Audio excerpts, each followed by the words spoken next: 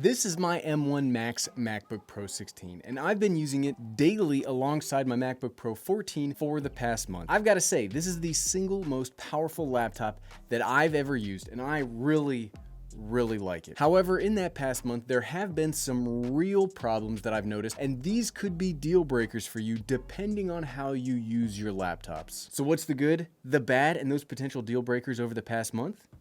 Let's find out.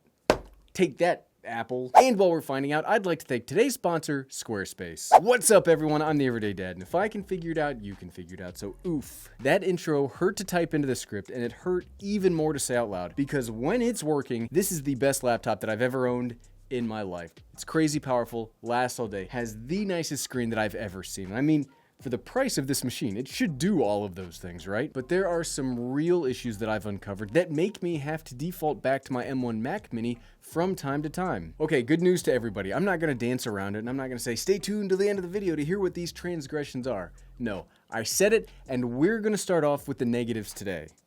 You heard that? You don't get the positives first, you get the negatives first. And what I'm actually hoping for today is that I'm doing something wrong here, and hopefully somebody in the comments will be able to save me from myself. Because the first thing that I don't like about the M1 Max MacBook Pro 16 after a month of use is the monitor support. Now, I primarily use this as my desktop computer. It's always plugged into a dock or directly to my monitor, and that monitor functionality is just not working well. And that's crazy, right? One of the things that I was initially praising about the new MacBooks and the new M1 Pro and Max processors were their ability to finally give us more than just a single 6K display like we got on the older M1 standard processors. And that's exactly why we do these follow-up videos. I see so many comments about, why do you make so many follow-up videos? Well, this is why. Things happen over time. Things bother you that you didn't know initially. There are just so many things that can happen over time. That's why we do this. The specific problem is monitors take forever to wake up or detect my MacBook Pro 16. And I've tried this with two separate monitors at this point. The Samsung CRG9, that big ultra-wide monitor you've seen me with, and the Asus PG32UQ. Wow, thanks, Asus. Both have the same issue. The issue is when I sit down and start working on my MacBook, I get to play a gambling game. Sometimes when I move the mouse or hit the keyboard, everything will work great and the monitor will turn on and I can just start using the computer. But, you know, the other side of the coin, when it doesn't work, you get to have a ton of fun tapping keys, moving the mouse, and sometimes if you're persistent enough, that will work. But more often than not, you've got to go over to the MacBook, you've got to open it up, then close it for things to finally get started. That might sound like a little thing. I mean, what are we talking about here? Maybe a minute or most of delay? But a minute feels like an eternity when you are trying to use your computers, and for the price of both of these laptops, this shouldn't happen. Especially because it did not happen on the M1 Standard Max running Big Sur. I'm complaining about this in the MacBook Pro 16 video, even though I don't think it's specifically a MacBook Pro 16 problem. I think it's a Mac OS Monterey problem because my wife updated her M1 iMac from Big Sur to Monterey a few weeks ago, and she is now living in the external monitor nightmare land too. She has a second display plugged into her iMac, and now it also takes forever to be detected, and she also gets to play the super fun Will It Actually Work game. Because it's seemingly a Mac OS issue and not a hardware problem with the MacBook, I'm very hopeful that we'll see a fix come out for this in an upcoming release, because this is a huge pain in the butt trying to do anything from like a home desk setup with the M1 Max MacBook Pro 16. And we're gonna stay on huge pains in the butt because the next thing I haven't liked is pretty much the same as connecting to a display, but for external storage. Now this one's more of a me problem. I know that not everyone out there has a huge external RAID array that they use because they create terabytes of video files every month. This is a niche problem, but it's my niche problem, so you get to hear about it here. Much like displays, it has been taking forever to connect to my 24 terabyte external hard drive. I used to think this was because of a new setting inside of Mac OS where it will put external drives to sleep when they're not in use. This is an effort to save those drives' lifespan so they're not spinning all of the time, but clearly that's not the case because I've got that turned off. So my drive should always be on and always be spinning. And this problem makes the computer feel so slow to use at times. When doing any video editing, I have to click on a project, then I listen to the drive spin up, so clearly they're not staying on the whole time anyway, and eventually start working with my editor. Or when I want to check a file or put videos into my long-term storage, it takes minutes where it used to be and still is instant on my M1 Mac Mini running Big Sur. The broader problem though is not just in my video editing, but apparently literally everything you do on a Mac will cause the computer to verify that it doesn't need anything from all attached storage devices, because even when trying to mess around with Spotlight search or any other like quick tasks on the Mac, it will now take 30 seconds to work, when again, it is supposed to be and is an instant way to find programs and files, and it works on my other computers. This is such a big headache for me. It's weird because on the one hand, the M1 Max MacBook Pro 16 is absolutely the fastest laptop that I've ever owned. It might be one of the fastest computers that I've ever owned, and that's by a pretty big margin. But these display and storage problems take up so much time that when you average it out, I bet my M1 Mac Mini ends up doing the same things that I want faster, and it has a benefit of being less frustrating to use at the same time. And this has been very frustrating to me about the MacBook Pro 16. Now, I do stand by my previous video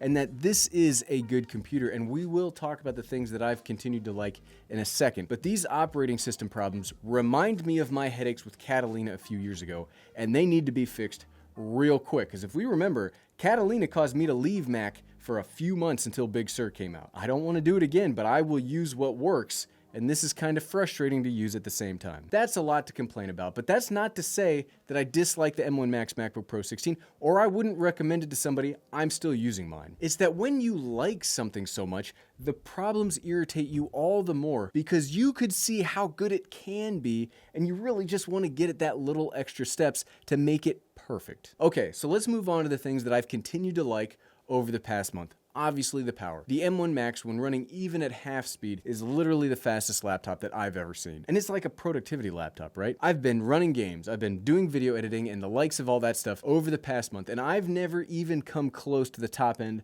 of what this computer can do. I love that I don't really need to think about anything, and I can just know that the MacBook will do whatever I want at the absolute maximum quality. It takes the high efficiency files from my new Canon camera, no problem. And those are the files that you'll normally hear other YouTubers use as a negative about those cameras. The new Macs just shrug at them and they run them perfectly fine. This whole video is shot that way, and I guarantee you it'll edit smooth as anything because of the M1 Max. Plus it'll render faster than I can actually edit the video too. That's kind of funny. I've also been dabbling in WoW Classic with the new Season of Mastery coming out, and it'll run perfectly well at 100 frames per second. It'll even do that with video editing going on in the background and at the same time as Twitter. And if you don't know, Twitter's a black hole of performance because they refuse to make a useful Mac OS application. Come on, team, get to it. Until you try the M1 Max, you just cannot even fathom how powerful it is. And I continue to be impressed on a daily basis about that fact. The next thing I've continued to like, and this has surprised me in how much I like to use it, but that's the SD card slot. Now, in fairness, I never actually thought that I would dislike the SD card slot. I mean, I'm a YouTuber. SD card slots are kind of like my white whale, right? Like I've always got to be chasing these things and make sure we can have them on every computer ever because everybody's a YouTuber, right? Seriously though, I have a hub that handles all of my connections and it has a UHS 2 card reader built into it. So I was like, okay, I'll just use that. Why do I even need the SD card on the MacBook? However, I find myself actually using this reader all of the time. It's just such a convenient and not to mention fast way of transferring all of these files and all of this data. I guess there isn't that much more to say about this other than it's super convenient, and I really like convenient quality of life improvements year over year with my technology. While we talked about external display support lag as a dislike earlier, I do still like that this gives you way more monitors you can connect to than you could get on the M1 standard computers. You haven't seen this yet, but I recently moved away from having a single gigantic ultra-wide monitor to having a single 32-inch monitor, and I'm really considering adding a second screen here in the future. With the M1 Max, I have the ability to have up to 3 6K displays and even have a fourth via the HDMI 2.0 port. One of the things though is I'm still getting used to not having a curved display though. It's crazy how your eyes will get used to something, and now my flat screen panel looks like it's curving backwards. It's like one of those old Magic Eye pictures. The next thing I've continued to like is the actual monitor on the laptop itself. I've been using this not only in my home office, but out and about. I gotta say, I still get impressed with what Apple's done here every single time I see this monitor. I know I'm talking in hyperbole, and I don't have anything other than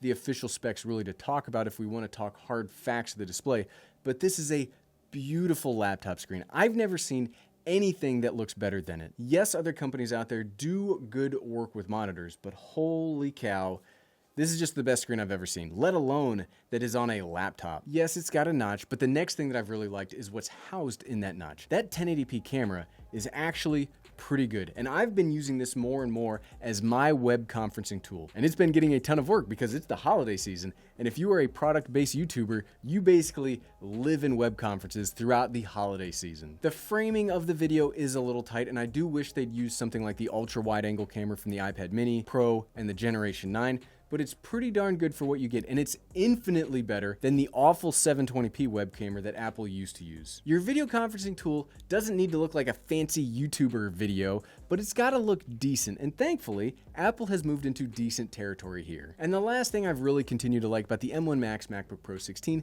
is the battery life. I love a piece of technology that I don't have to worry about. And here, this thing manages to make it throughout the day no matter where I am. Because this is the M1 Max variant, and I think Apple tested their battery life claims with the M1 Pro version of the MacBook Pro 16, I don't think I'm actually getting the 21 hours of life that they claim. But even with a couple of hours taken off the top, this still lasts me days at a time, and I've never actually gotten this laptop below 50% battery life before. It's just a big old monster of a laptop, so what you lose in small portability, you should be gaining in a computer that can handle itself without needing anything else. And because you get all that power while on battery, and that battery easily lasts me a 12-hour workday, I can rest easy and give the MacBook Pro 16 a big old thumbs up for battery life. You know what? I'll give it 2 big old thumbs up for battery life because it's really pretty good. But at the end of the day, so what, right? Yes, there are more dislikes than I expected after a full month of use. I would say if you are somebody that is always plugged into a monitor and always plugged into external storage,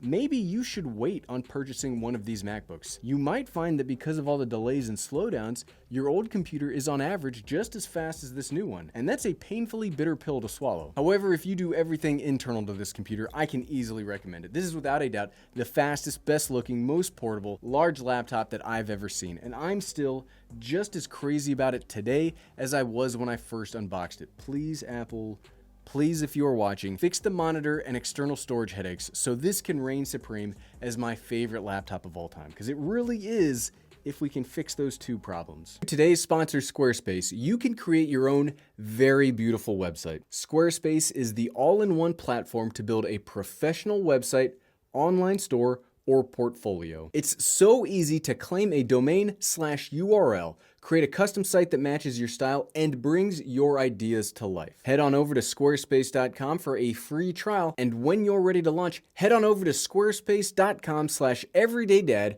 to save 10% off your first purchase of a website or domain. And thank you for watching.